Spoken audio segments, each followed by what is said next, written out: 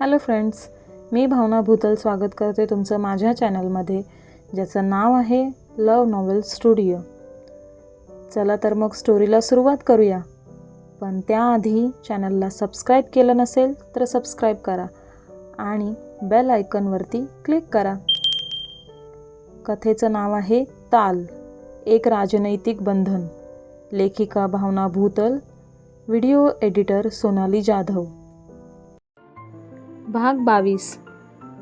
संग्रामच्या जेवणाचं ताट स्वच्छ धुवून आद्या स्वतःच्या खोलीत आली.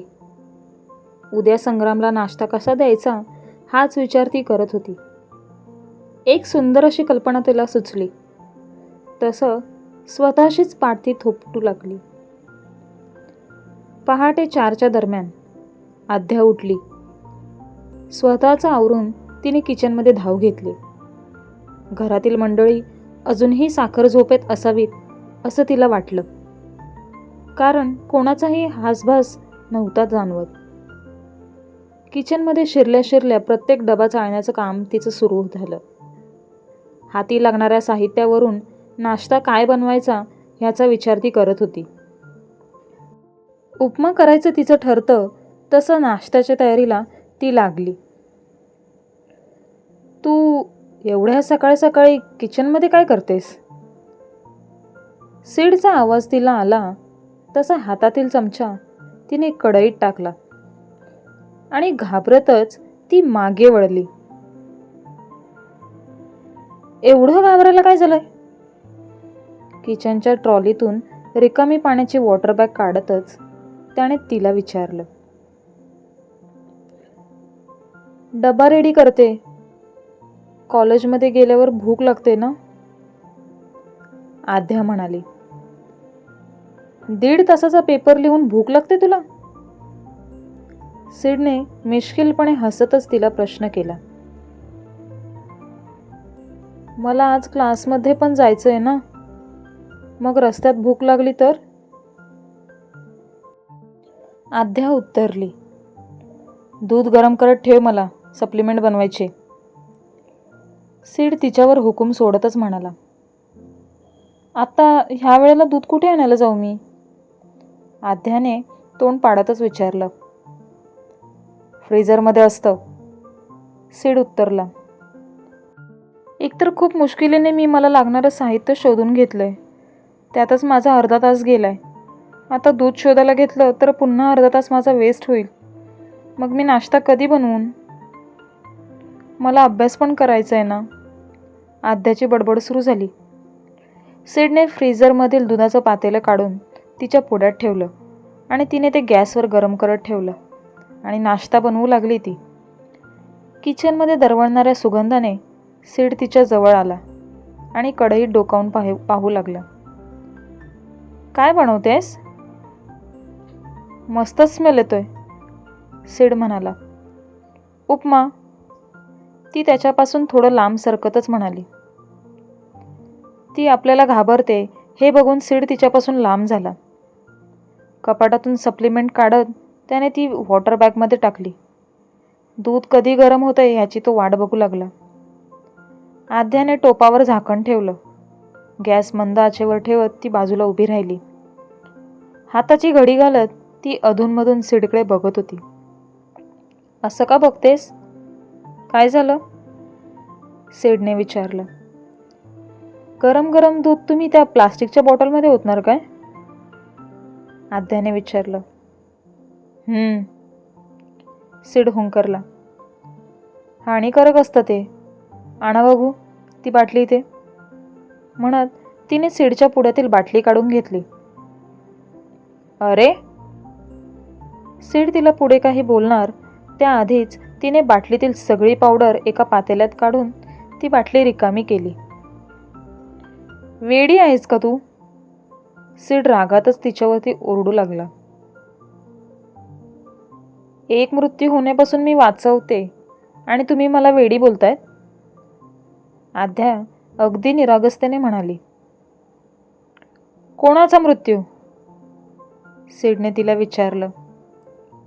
तुमचा आणि कोणाचा? ती उत्तरली. व्हॉट? सीड मोठ्यानेच ओरडला.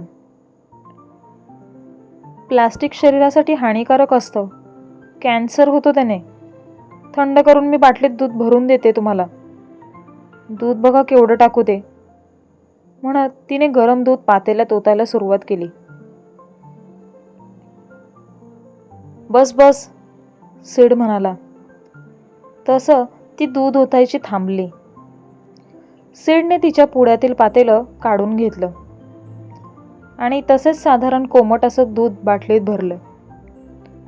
थंड तर करू देत, ती म्हणाली. आमची एवढी काळजी करण्याची गरज नाही. तू तुझं बघ, आम्ही आमचं काय ते बघून घेऊ, सीड म्हणाला आणि तिथून जाऊ लागला. ऐका ना, तिने त्याला आवाज दिला, पण त्याने ऐकून न ऐकल्यासारखं केलं आणि तिथून निघाला. ओ सिद्धराज, ऐका ना, 1 मिनिट. तिने असं म्हटल्यावर मात्र त्याची पुढे जाणारी पावलं जागीच थांबली आणि त्याने मागे वळून तिच्याकडे पाहिले. काय आहे? त्याने चिडतच तिला विचारलं. मी हावाला डबा घेऊ का? माझ्याकडे डबा नाही ना. रिकामी स्टीलचा डबा त्याच्यासमोर धरतच तिने विचारलं. तो हुंकारला आणि तिथून जाऊ लागला. मी 1 चमचा पण घेते, नंतर कमी मिळाला मग शोधत बसाल, ती म्हणाली. तसं त्याने पुन्हा मागे वळून पाहिलं आणि पाय आपटतच तो तिच्याजवळ येऊ लागला. तुला बोलायचं काय आहे? मला तेवढीच कामं आहेत का? सीडने विचारलं आणि रागातच तो तिच्याजवळ जाऊ लागला. ती घाबरतच मागे मागे जाऊ लागली. हाताने कसा उपमा खाणार मी? चमचा लागेल ना. परत इथे कमी पडला मग तुम्ही लोकच मला ओरडाल म्हणून मी. ती अजून पुढे काही बोलणार, पण त्याआधीच मागे असलेल्या भिंतीला येऊन ती टेकली. तुला हे तुझ्या मामाचं घर वाटतंय का, जे 1-1 भांड्याचा हिशोब लिहून ठेवत बसतील? दात चावतच सीडने तिला विचारलं. तिने घाबरतच नाही म्हणून मान डोलवली. पेशवेजीत बंगला आहे हा. असल्या छोट्या मोठ्या गोष्टींचा हिशोब नाही ठेवत आम्ही लोक. असे हे चमचे आणि हे डबे आमचे अण्णा गरिबांमध्ये दान करतात. पुन्हा असल्या छोट्या मोठ्या गोष्टी तू आम्हाला विचार, मग बघच. सीड तिला राग दाखवतच तिथून निघून गेला. तिने त्याच्या बोलण्याकडे दुर्लक्ष केलं आणि उपमा डब्यात भरत घाई गडबडीतच संग्रामच्या खोलीत ती जाऊ लागली. संग्रामच्या दरवाजाबाहेर येऊन ती उभी राहिली. आजूबाजूला कोणी नाही हे बघून तिने संग्रामच्या खोलीचा दरवाजा उघडला. संग्राम मात्र गाढ झोपला होता. भाई, तिने त्याला हळूच आवाज दिला. तिचे नाजूक स्वर संग्रामपर्यंत पोचलेच नव्हते. आजूबाजूला कोणी नाही हे बघून ती पळतच खोलीत शिरली. भाई, संग्रामला तिने उठवलं. काय झालं? संग्राम डोळे चोळतच उठला.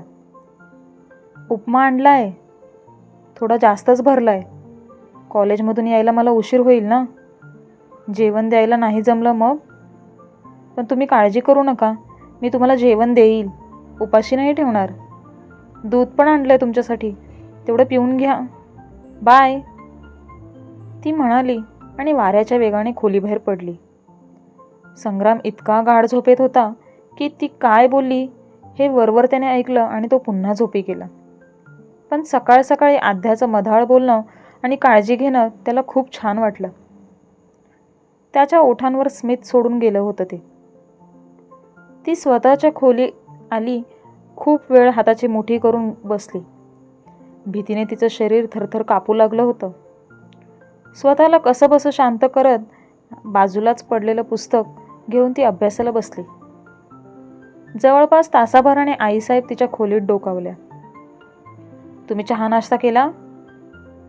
आईसाहेबांनी विचारलं. तिने नाही म्हणून मान डोलवली. चला आमच्यासोबत, त्या म्हणाल्या. आद्या त्यांच्यासोबत नाश्ता करायला जाऊ लागली. सीडसुद्धा जिम आटोपून नुकताच घरी आला होता. तो सुद्धा सगळ्यांसोबत नाश्ता करायला बसला. आद्याने त्याला स्मित दिलं पण त्याने नाक मुरडतच तिच्याकडे पाहिलं. तसा आध्याचा चेहरा पडला. स्वतःचा नाश्ता करून तो खोलीत निघून आला. आध्याने सुद्धा घाई गडबडीत नाश्ता आटोपला आणि ती सुद्धा स्वतःच्या खोलीत आली.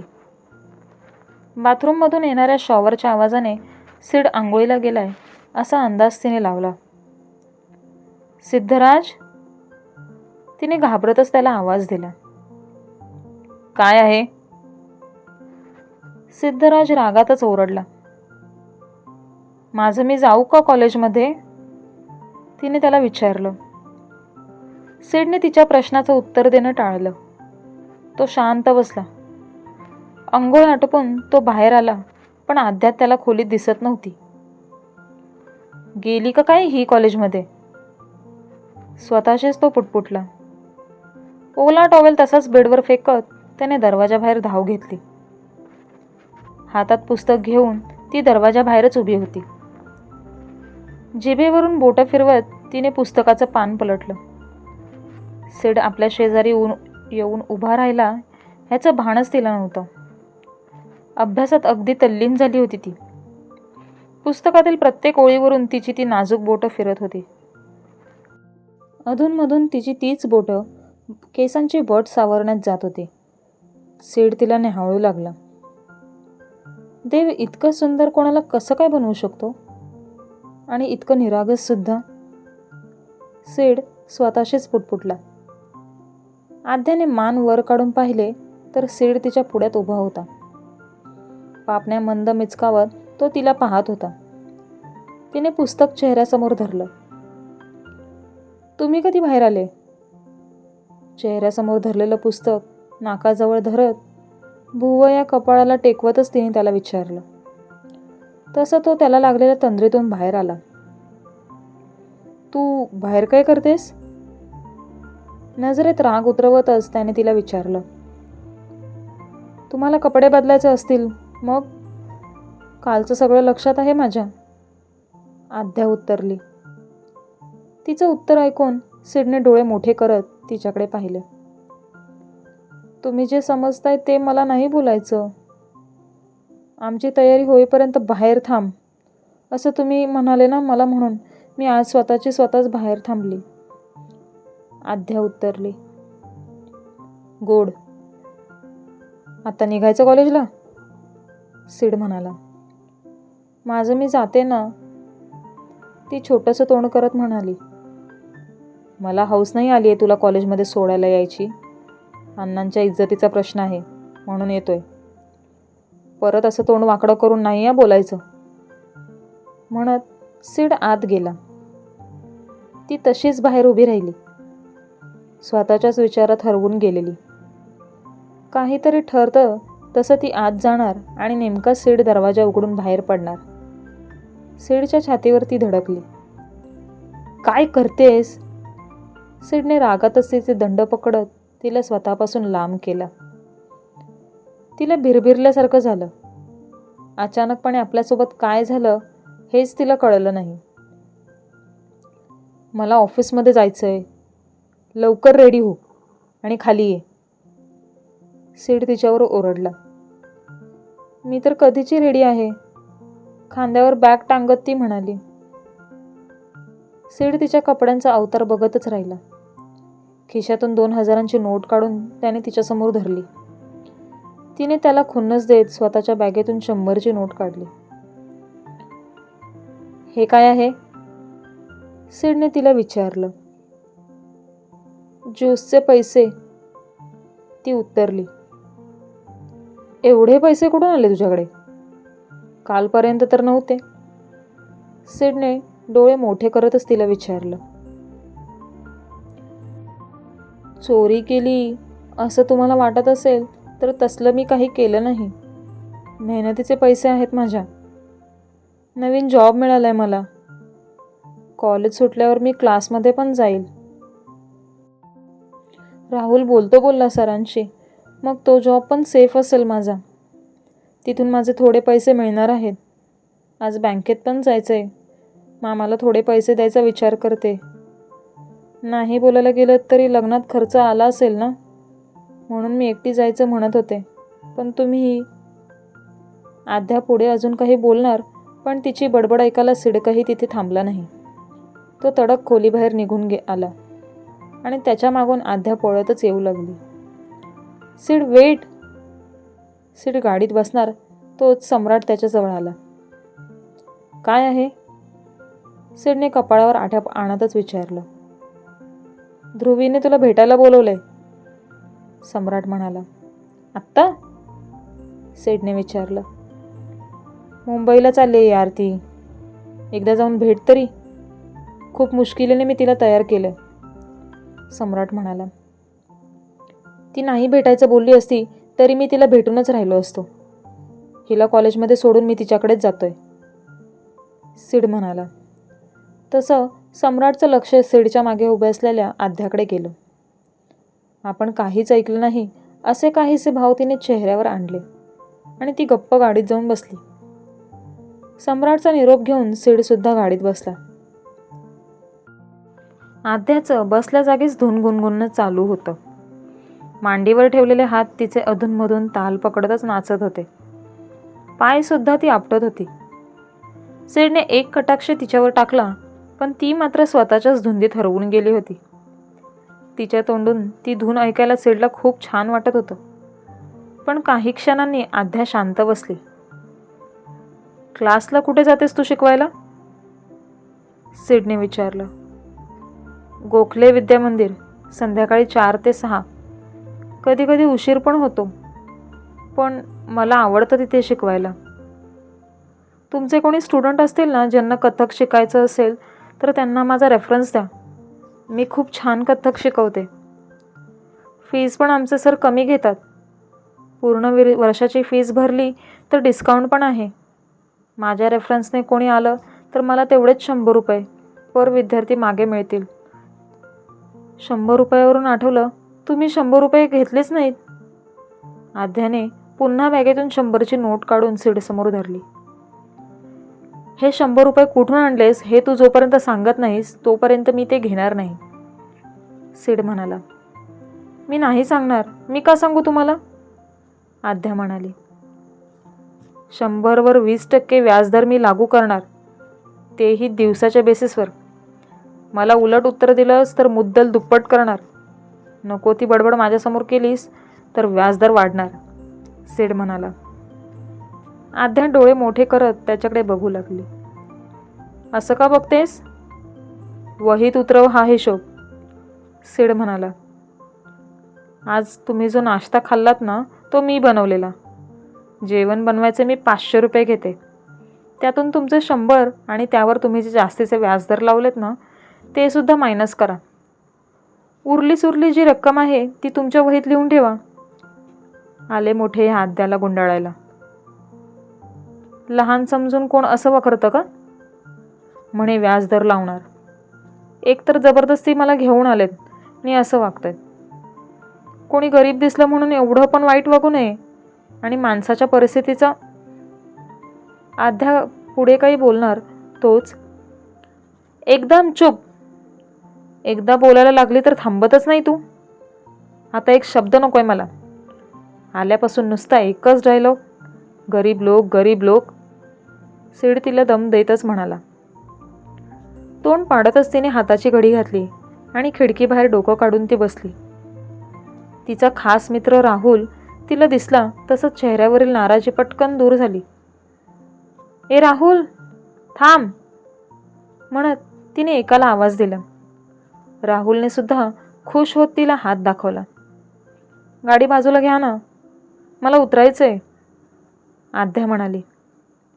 गाडी कॉलेज जवळच थांबेल. आधेमध्ये कुठेही थांबायला ही तुझ्या गावची एसटी नाही, सिड म्हणाला. जवळच तर आहे कॉलेज माझं.